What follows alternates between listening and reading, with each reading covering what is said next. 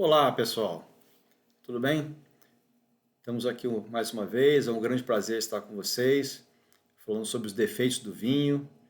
Especificamente, hoje vamos falar sobre refermentação na garrafa, com suas causas, características e possíveis correções, se houver. Mas antes eu quero mostrar para vocês, olha que cor de vinho maravilhosa, né? Esse é um vinho austríaco do produtor Heidermeier, né? A uva Zweigelt.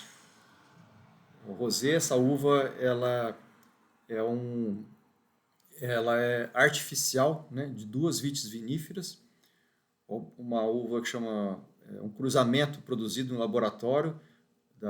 Seus pais chamam-se Blaufränkisch e Saint Laurent, né? E o pesquisador foi esse Zweigelt, que deu o nome à uva. Muito aromática, frutas vermelhas, floral, muito bom mesmo, muito bom.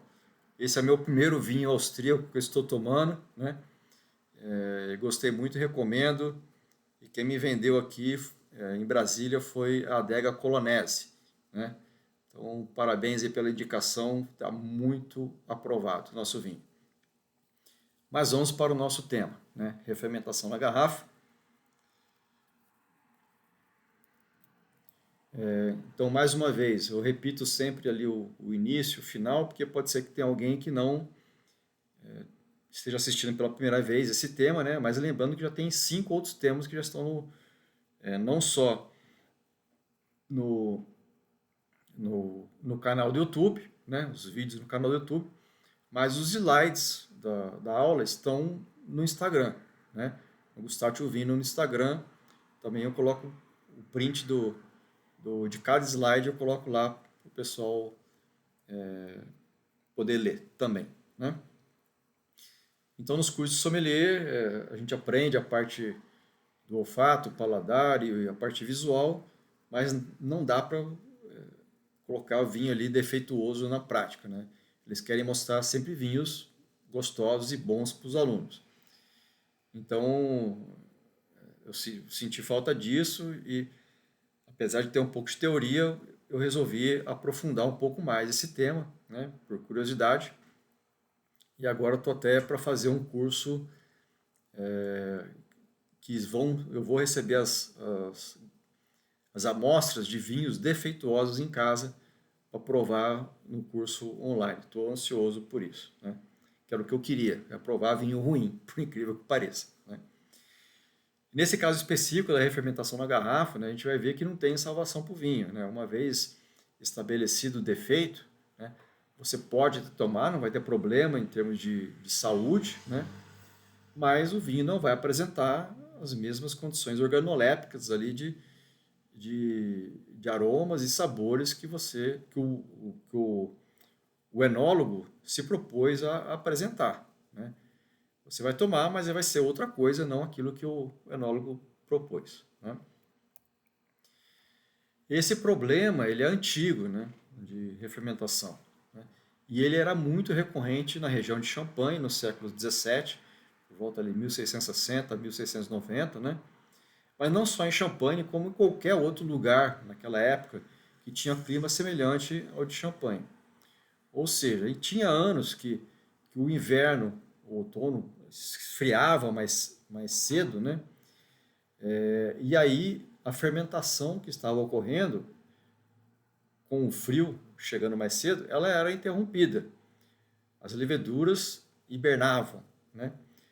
E o produtor olhava para o seu tanque de fermentação, não via nenhuma atividade lá, não via produção de gás carbônico, nada, a temperatura não aumentava, e ele achava que tinha cessado a fermentação, tinha acabado a fermentação, né, que ele tinha proposto a fazer, e engarrafava aquele vinho, né?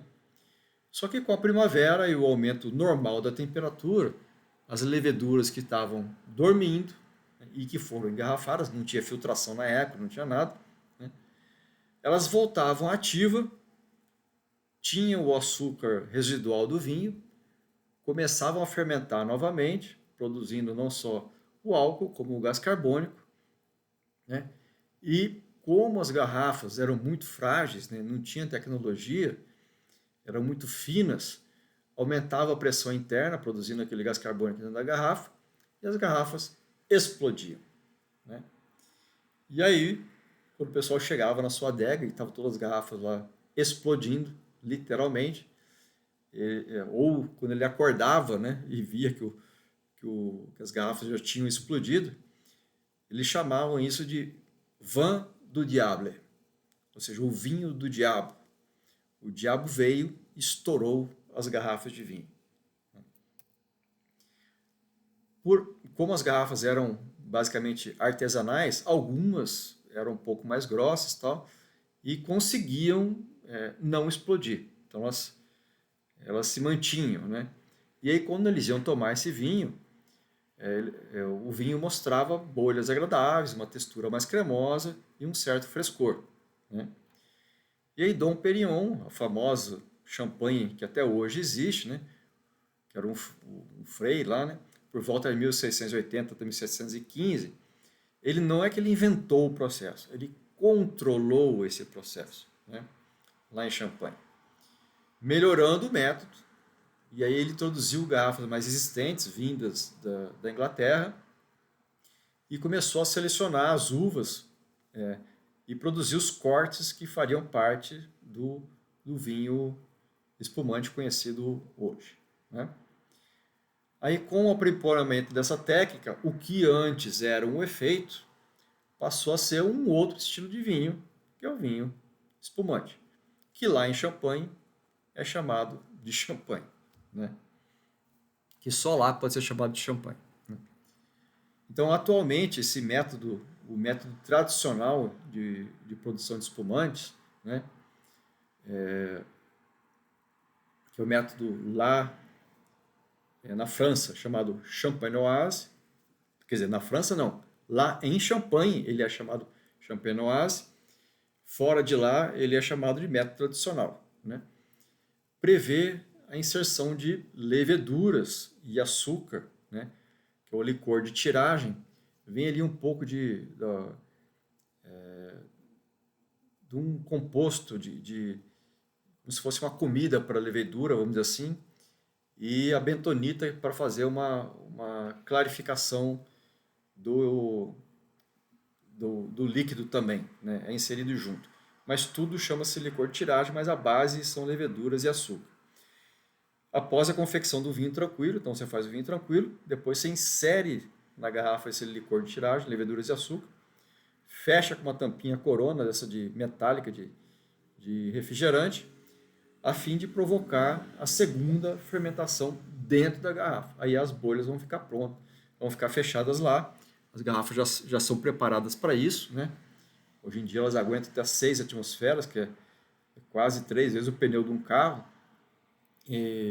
Então fica o gás preso lá dentro, né? Mas agora deixamos a parte histórica e vamos agora para o nosso defeito, né? Que a refermentação é o quê? É quando ocorre essa nova fermentação, né? Ou as leveduras acordam, vamos dizer assim, novamente e continuam a fermentar dentro da garrafa, sem que eu queira que isso aconteça, né? No espumante eu quero que isso aconteça, né? Agora eu não quero, mas acontece. Então aí passa a ser o defeito. Então, devido à falta de estabilização na vinificação ou no engarrafamento, o vinho volta a fermentar após estar engarrafado, tendo alteração em sua cor, aroma e sabor. Então, o que é falta de estabilização? É esperar que o vinho termine a sua fermentação, né? Então, eu apresso, vamos dizer assim, o processo e coloco ele na garrafa antes de ele ter terminado. E aí, as leveduras vão estar funcionando lá dentro, né? Por um problema também de filtração, né? Vamos ver mais para frente. Eu vou continuar a produzir essa fermentação na garrafa. Ou seja, se eu tenho um vinho com açúcar residual, né, e com leveduras ativas dentro da garrafa, que é o que acontece na segunda fermentação lá do espumante, do método tradicional, que eu insiro açúcar e levedura ativa, eu vou produzir gás carbônico, eu vou produzir álcool e vai ter aumento de temperatura, né? Então, se eu tiver isso dentro da garrafa, vai ocorrer uma fermentação. Outra causa, leveduras ativas por insuficiente utilização de SO2. Então, falta de filtração esterilizante ou correção microbiológica. Então, a gente viu que o SO2 ele é um agente esterilizante. Ele mata não só leveduras, como ele mata bactérias, né? E a gente viu que muitos outros problemas nos 5 temas anteriores são causados por insuficiente utilização de SO2, óxido de enxofre.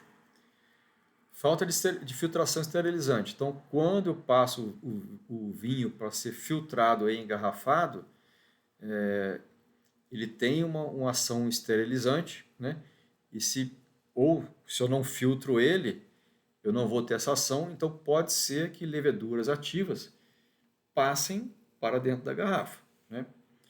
Ou correção microbiológica, ou seja, eu tenho que mandar o vinho para o laboratório, e aí as grandes vinícolas possuem laboratórios próprios, para depois que o vinho for engarrafado, eu checar se ainda tem, ou antes até do vinho ser engarrafado, eu checar se o vinho tem ainda leveduras ativas lá dentro, né?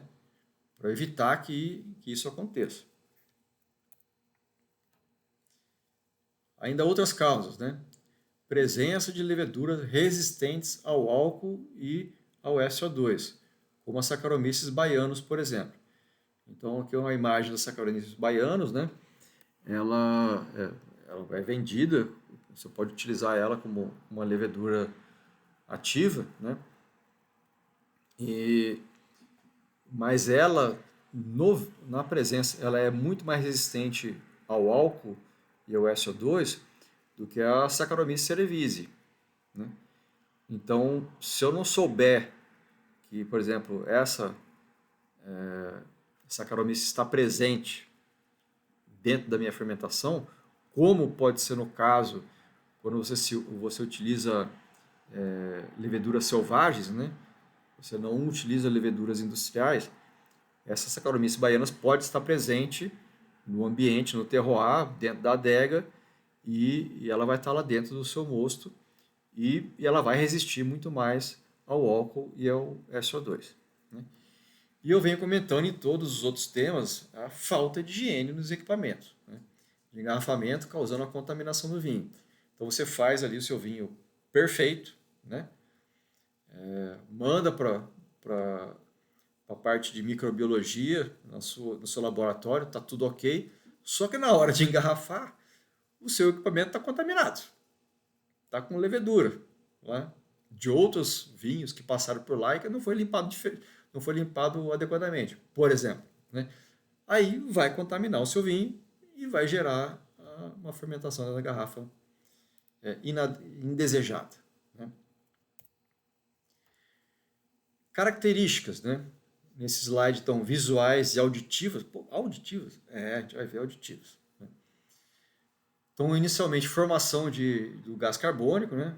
CO2, ele estando dissolvido no vinho. Então, você pode não ver externamente que o vinho está com o gás carbônico lá dentro, né? Mesmo porque a maioria dos vinhos a garrafa é escura, né? Então aí vai ficar mais difícil de ver ainda. Mas o vinho pode aparecer frisante, né? Quando no gosto, e visualmente pode aparecer aquelas bolinhas, né? Tá até aqui na imagem, as bolinhas aparecendo ali na parte de baixo, ou com agulha, mas ele já vai sendo na parte da degustação, a gente vai ver mais para frente, né? Pode causar uma turbidez, causada pelas leveduras em atividade ou mortas, né? Então seria um surli que aparece dentro do vinho, que não está previsto, então ele vai ficar mais turvo, como, vamos dizer assim, nos espumantes surli, que hoje são feitos propositalmente. Você pega o espumante e ele está turvo. Aquela turbidez são das leveduras mortas que estão dentro da garrafa ainda, né? aumento na quantidade de sedimentos, né? Como no surli também do espumante. Você consegue ver as leveduras mortas lá dentro, né? Consegue ver dentro do líquido. Espuma excessiva ao abrir a garrafa. Então, não vai ser igual do espumante que vai jorrar, mas pode ser que apareça uma espuma excessiva, né? Fora do normal. E pequenas bolhas aderidas à parede da taça quando você coloca o vinho na taça, né? Auditivas, aí em casos mais sérios, você pode escutar aquele tss, né? Quando você tira a rolha de um vinho tranquilo, o que não está previsto de acontecer. Características ainda, na parte aromática, né? Como são leveduras, pode ter notas de fermento, de pão, de cerveja, de iogurte, de levedura. Ou seja, tudo que usa levedura, você pode sentir um odor ali, um aroma no vinho, né? Com isso, você vai perder os seus aromas primários, né? Ou eles vão ser mascarados pelos aromas de fermento e pão, né? E pode ter eventual produção de odores voláteis desagradáveis. Por quê? Principalmente quando você tem equipamentos contaminados, você não sabe quais leveduras que estão entrando, que estão lá nesses equipamentos contaminados, né?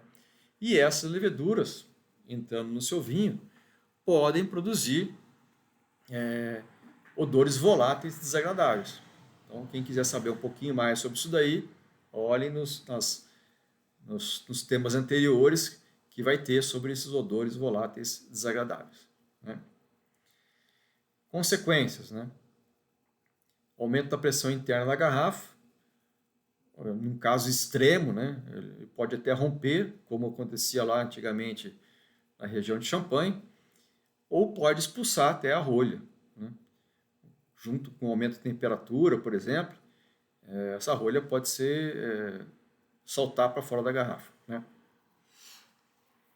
Aí você vai perder o vinho, ou porque vai esparramar, ou porque ele vai oxidar depois. Prevenção, né? Então, prevenção, higiene rigorosa. Então, sempre eu estou batendo nessa tecla aqui. A vinícola tem que ser um lugar de higiene extrema. Toda hora tem que estar limpando, toda hora tem que estar lavando, né? O uso adequado do SO2, para matar essas leveduras, não só as indesejadas, como as desejadas que você já utilizou, mas que elas não tenham um residual que fiquem ativas. Essa filtração esterilizante para eliminar as leveduras ativas. Então, quando passa pela filtração, a filtração mata essas leveduras que estão ativas. Atenção ao açúcar residual. O enólogo ele tem que saber qual o nível de açúcar que ele quer deixar que o vinho que vá para a garrafa, né? Então, por exemplo, algumas uvas como a Primitivo, né, a italiana Primitivo, que é a Zinfandel nos Estados Unidos, que as duas têm origem lá no leste europeu, o DNA delas vem do leste europeu, vamos assim. A Primitivo, principalmente, ela tem uma característica de produção que dentro do cacho as uvas elas amadurecem de forma distinta. Então, no mesmo cacho, você vai ter uva que já está quase passa, já está lá bem murcha, vai ter a uva que vai estar madura e vai ter a uva que vai estar mais verde, né? Então, o que o produtor faz? Ele não colhe esse cacho, né, porque tem uva verde aí com bastante tanino, vai ficar a parte herbácea muito forte, né? Ele não colhe esse cacho e ele espera que todas as uvas verdes fiquem maduras e as outras já vão estar sobremaduras. Ou seja, eu vou ter um vinho bem mais intenso, né? De aromas, um corpo mais intenso, açúcar bem mais intenso, vai produzir bem mais álcool e vai ter um açúcar residual natural dessa uva. Então você pega quase todos os primitivos que são vendidos aqui no Brasil, você toma ele tem aquele açucrinho no final, né? Aquele dulçor, principalmente quando você engole, né? Você sente aquele dulçor na garganta e na língua, né? Interessante. Então, esse tipo de uva, né, que gera um açúcar residual, a atenção para uma levedura que esteja lá presente de modo errôneo é crítico, porque ela vai interagir com o açúcar e vai produzir uma nova fermentação dentro da garrafa, né? O monitoramento microbiológico, como eu comentei, tem que mandar amostras para o laboratório para ver se o vinho que vai ser engarrafado ele está pronto, se não tem leveduras ativas, e mesmo depois do vinho engarrafado e guardado, antes de ser colocado em mercado, é interessante que ele seja aberto e amostras sejam avaliadas para ver se ainda tem, por acaso, alguma levedura ativa lá dentro, né? Estabilização a frio, eliminando leveduras ativas. Então, o vinho, um modo de estabilizar o vinho é você esfriar ele, né, a baixas temperaturas ali, em torno dos 0 graus, para matar as leveduras que porventura ainda estejam ativas, né? Atenção, pessoal, toda regra tem a sua exceção, né? Então a gente viu nos temas anteriores que alguns defeitos para algumas pessoas podem parecer qualidades, né? Especificamente no último tema que eu falei sobre Brett, né? Que eu gosto, que eu cheiro de estábulo do vinho, para mim não tem como isso aí ser uma qualidade. Mas tem enólogos não, e sommeliers que por questões, vamos dizer assim, um até interessante, ele falou, não, eu gosto do Brett no vinho porque eu lembro do que meu avô me levava na fazenda no curral, né? Então ele tem uma memória afetiva que lembra aquele cheiro de odor de curral, e aí quando ele toma o vinho ele lembra do avô e fica feliz. Então, tudo bem, para ele tá bom, mas é um defeito, né? Para mim, pelo menos, é um defeito. Então, qual é a exceção aqui da refermentação na garrafa, vamos dizer assim, né? Alguns tipos de vinho, como os vinhos verdes portugueses, né, eles são vinificados com a uva alvarinho ou a albarinho lá na Espanha, né, nas Rias Baixas da Espanha, e os vinhos verdes portugueses, principalmente na região de Monção e Melgaço, que é a principal, onde é que tem os melhores vinhos de alvarinho, o aspecto da agulha, essa picância na língua, esse restinho de gás carbônico que tem no vinho, ele já é esperado pelo consumidor. O vinho já é famoso por isso, né? E já é incorporado nas técnicas de vinificação, ou seja, não é um defeito e sim uma qualidade. O enólogo ele já deixa ali um jeito de produzir um pouquinho desse CO2 que fica na garrafa para produzir essa picância na língua, né? E correção, né? Correção, não há correção, né? O vinho, você vai ter alterações organolépticas nele, né? Não na parte visual e na parte sensorial, não só olfativa como gustativa, mas o vinho ele pode ser consumido, não é algo que vai impedir o consumo do vinho. Mas você tem que ter a consciência de que o vinho não vai estar entregando aquilo que o enólogo se propôs que fosse feito, né? E é o que fazer.